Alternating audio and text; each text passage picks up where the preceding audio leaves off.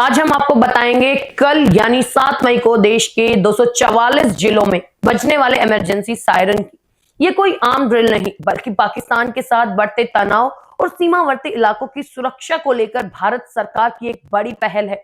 तो क्या है ये मॉक ड्रिल और किन इलाकों में ये होने वाली है, जानने के लिए बने रहिए इस एक्सक्लूसिव रिपोर्ट के साथ। पहलगाम में हुए आतंकी हमले के बाद भारत और पाकिस्तान के बीच रिश्तों में तल्खी और बढ़ गई। पड़ोसी मुल्क की ओर से लगातार युद्ध की गीदड़ भभकियां भी सुनाई दे रही हैं। इसी माहौल के बीच केंद्र सरकार ने एक बड़ा कदम उठाते हुए कल देश भर के 244 जिलों में मॉक ड्रिल कराने के आदेश जारी कर दिए हैं, जिसके बाद पूरे देश में इसकी तैयारियां जोरों पर है। केंद्रीय गृह मंत्रालय ने सिविल डिफेंस डिस्ट्रिक्ट की सूची जारी कर दी है। अगर ये मॉक ड्रिल उसी सूची के अनुसार होती है तो राजस्थान, जम्मू कश्मीर, पंजाब, गुजरात जैसे संवेदनशील सीमावर्ती राज्यों के अलावा देश के अन्य हिस्सों में भी ये अभ्यास देखने को मिलेगा। हालांकि अभी तक उन विशिष्ट जिलों की अंतिम सूची सार्वजनिक नहीं की गई है जहां एक मॉक ड्रिल संचालित होगी। जैसा कि हमने आपको बताया कि पहलगाम हमले के बाद पाकिस्तान की ओर से लगातार उकसाने वाली बयानबाजी जारी है। ऐसे में केंद्र सरकार किसी भी अप्रिय स्थिति से निपटने के लिए पूरी तरह से तैयार रहना चाहती है। मॉक ड्रिल के दौरान संबंधित सरकारी एजेंसियों की तैयारियों का भी आकलन किया जाएगा। सूत्रों की माने तो राष्ट्रीय सुरक्षा सलाहकार अजीत डोभाल ने मंगलवार को प्रधानमंत्री नरेंद्र मोदी से मुलाकात की।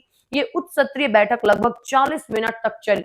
मीडिया रिपोर्ट्स के अनुसार इस महत्वपूर्ण मुलाकात में दुश्मन से निपटने के लिए भारत की समग्र रणनीति पर गहन चर्चा हुई। गृह मंत्रालय में भी उच्च स्तरीय बैठकों का दौर जारी है। इन बैठकों में देश भर के 244 नागरिक सुरक्षा प्रतिष्ठानों की वर्तमान स्थिति की विस्तृत समीक्षा की जा रही है। अधिकारी इस बात पर ध्यान केंद्रित कर रहे हैं कि मौजूदा उपकरण ठीक से काम कर रहे हैं या उनमें किसी मरम्मत की आवश्यकता है। इसके अतिरिक्त आपातकालीन हालातों में आम नागरिकों को कैसे प्रशिक्षित किया जाए, इस पर भी गहन मंथन चल रहा है।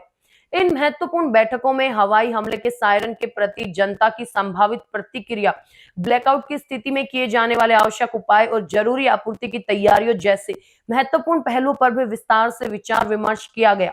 अधिकारियों ने नागरिकों से संभावित ब्लैकआउट के लिए तैयार रहने का आग्रह किया और घरों में आवश्यक चिकित्सा किट, मसाले, मोमबत्तियां और कुछ नकदी रखने की सलाह दी।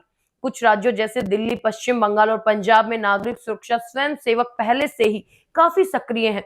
महाराष्ट्र सिविल डिफेंस के निदेशक प्रभात कुमार ने बताया कि इस अभ्यास में विभिन्न सरकारी एजेंसियां कलेक्टर के नेतृत्व में हिस्सा लेंगी, जिसका मुख्य उद्देश्य अपनी तैयारियों को और बेहतर बनाना है।